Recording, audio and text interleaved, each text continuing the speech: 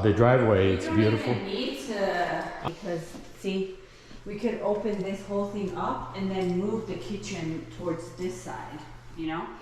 I don't even think we need it on this one. I feel like this one is more spacious. But the whole idea of that was to be able to open this up so that you're not so clustered here with your fireplace. Yeah.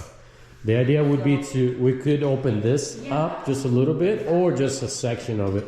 Yeah.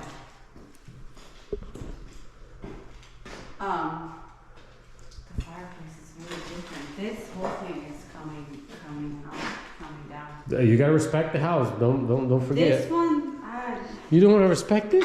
You don't want to respect this one? I just got in trouble the other day for not respecting it. You did not stop saying that. Stop that. You did not get in trouble. You're getting in trouble now. So, what are we gonna do on this one?